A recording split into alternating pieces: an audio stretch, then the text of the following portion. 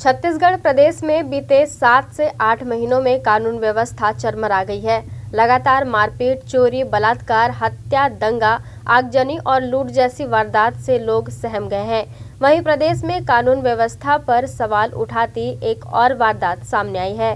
दिन दहाड़े 5 लोगों ने कट्टे की नोक पर महज 15 मिनट में एक ज्वेलरी दुकान से 5 से 6 करोड़ की लूट को अंजाम देकर मौके से फरार हो गए हैं।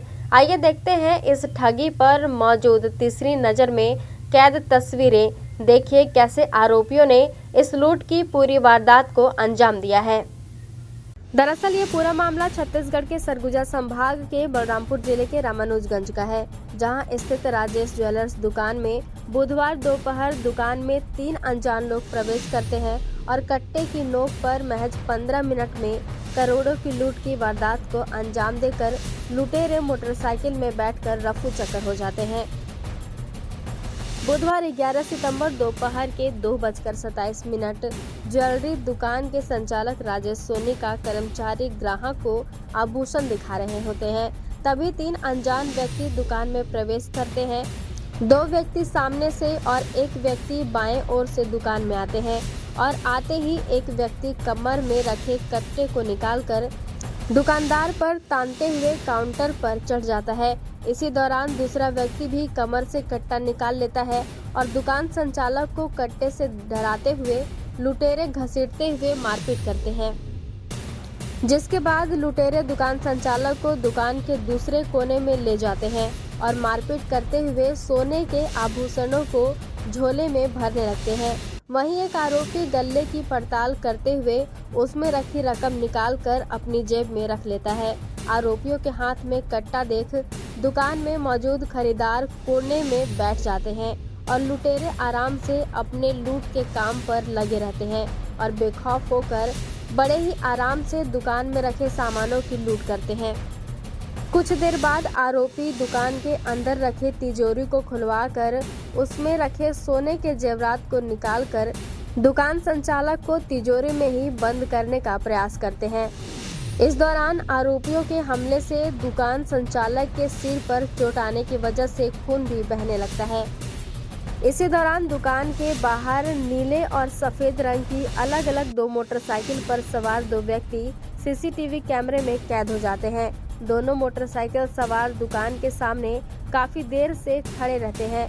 लगभग 15 मिनट में 5 से 6 करोड़ की लूट कर तीनों आरोपी दुकान से बाहर निकलते हैं। वैसे ही एक मोटरसाइकिल सवार सहयोगी बाइक को दुकान के बाहर खड़ा करता है। 2:42 पर लूट करने वाला पहला आरोपी आभूषणों से भरा झोला लेकर बाहर आता है और बाइक पर बैठ जाता है और उसके पीछे दूसरा लुटेरा भी आभूषणों से भरा झोला लेकर बाहर निकलते हुए सड़क के दूसरी ओर खड़ी सफेद रंग की बाइक में बैठ जाता है और फिर तुरंत तीसरा साथी भी दौड़ते हुए बाहर निकलकर बाइक में बैठकर दोनों बाइक सवार 5 लुटेरे रामानुजगंज से झारखंड की ओर निकल जाते हैं। इसी दौरान खून से लथपथ दुकान संचालक और उनका कर्मचारी भी दुकान से बाहर निकल लुटेरों का पीछा करने का प्रयास करते हैं, मगर इस प्रयास में वे असफल हो जाते हैं। दिन दहाड़े ज्वेलरी दुकान में हुई लूटपाट की घटना के बाद हुए शोर शराबे से आसपास के लोगों को घटना की जानकारी लगती है और यह खबर आग की तरह पूरे शहर में फैल जाती है, जिसके बाद आक्रोशित शहरवासी आरोपियों की गिरफ्तारी करने की मांग कर थाने में इसकी शिकायत दर्ज करते हैं। वहीं पुलिस जानकारी मिलते ही कट्टे की नोक पर लूटपाट की वारदात में झारखंड के कुख्यात बुक्की सोनी गिरोह का हाथ है। मामले में जुटी पुलिस ने लुटेरों के भागने के रास्ते की पड़ताल की और इस दौरान रामानुजगंज पुलिस को गुरुवार की सुबह झारखंड के रंका के पास लावारिस हालत में बाइक पड़े होने की सूचना मिली, जिसके बाद बाइक को जब्त कर लिया है। लुटेरों के द्वारा राजेश ज्वेलर्स को लूटे गए 3 मोबाइल को भी रंका के पास फेंक दिया गया था, उसे भी पुलिस ने बरामद कर लिया है।